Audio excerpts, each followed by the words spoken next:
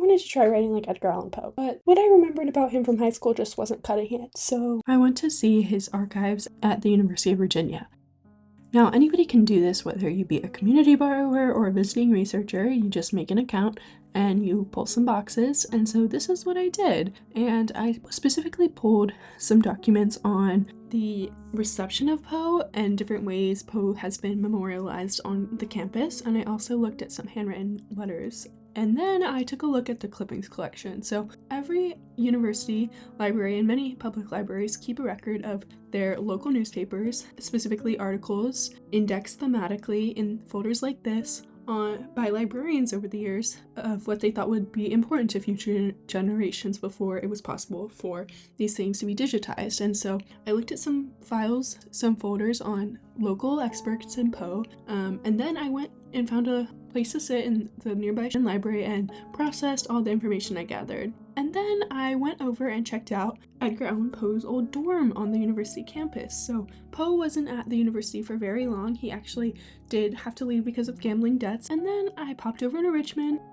Let's go into St. John's Episcopal Church and checked out this Episcopal church where his mom, her grave is. His mom's grave. And so his mom and dad died when he was 2, and they were both actors, and specifically his mom got good reviews, better than his father. And after she died, he was taken in. A Richmond socialite, the Allen family, they didn't have any children, and his sister Rosalie was taken in by another family. And so he lived with them semi-begrudgingly on the father's part, starting in 1811. So as a youth, he was educated in a couple boarding schools in Scotland and England before eventually moving back to live with his foster family in Richmond.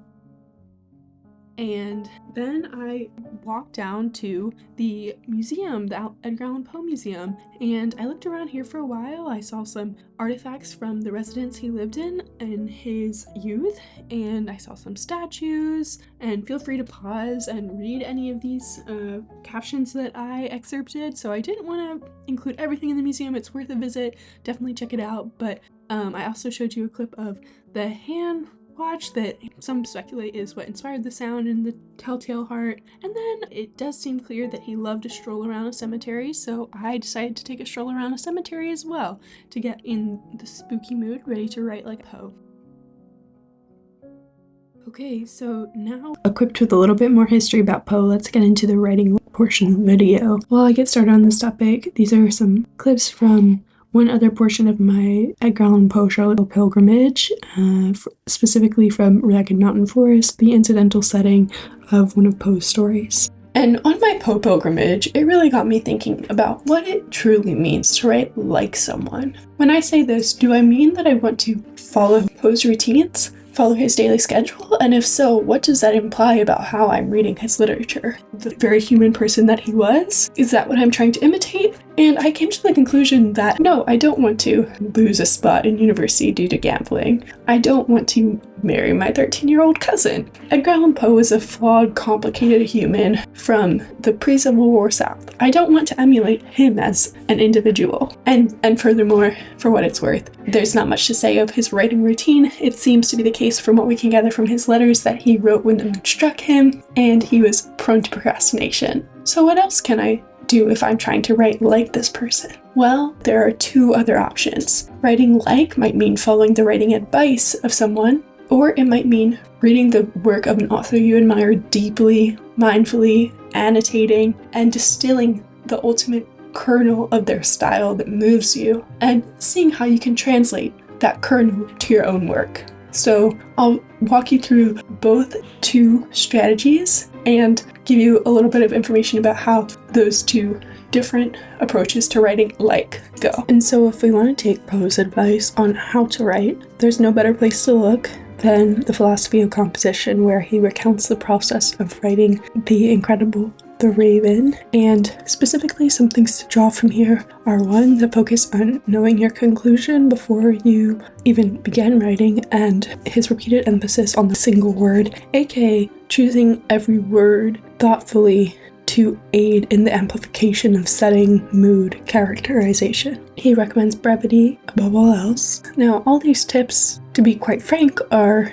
the very basics of writing. And so while it is helpful to hear him narrate the steps of his craft, perhaps we can gain even more from the third method I proposed, that of reading carefully and critically and drawing out what resonates the most and translating that particularly to our own projects. So this type of writing light requires a little bit more work. It requires us to read the author deeply and to engage with the author's critics. So I did just that. I was excited about Poe's story The Gold Bug after encountering a comparison to it in Sian Nai's Ugly Feelings. And specifically, Nai talks about how modernists invoke the superimposition of forms to convey moments of stupor or circularity. And Nai compares this to the resolution to the mystery in The Gold Bug. Specifically, the mystery is resolved when, in an act of cryptography, where Legrand, the main character, examines the paper in which he drew an odd bug,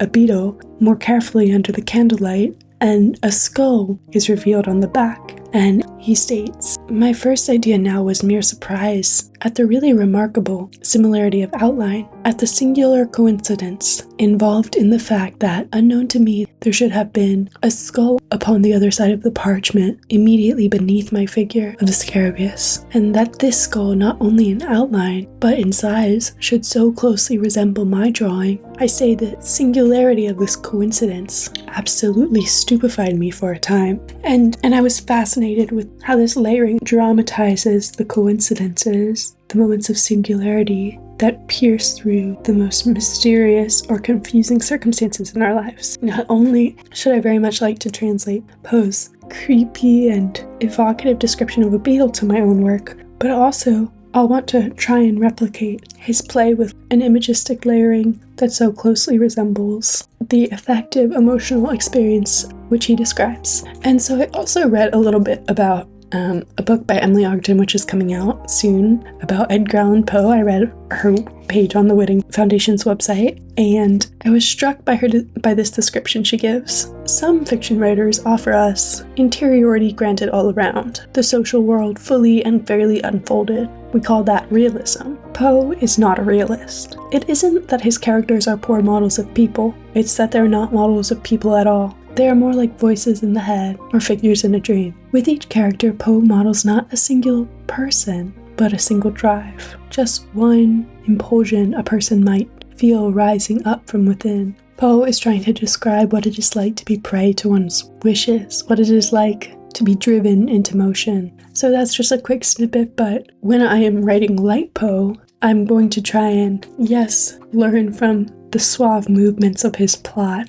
or the exacting quality of his prose, but I'm also going to try and emulate this mode of fiction which Ogden so masterfully identifies, which is dreamy in so much as it boldly enlivens those warring pieces of ourselves, which drive us, sometimes damningly unconscionably, into the thrilling acts which constitute a life. If you like this video, you can check out some of my other writing routine videos, or you can click and follow my Substack, where I'll probably be posting some of the writing I tried to do using this writing like Poe sometime this week.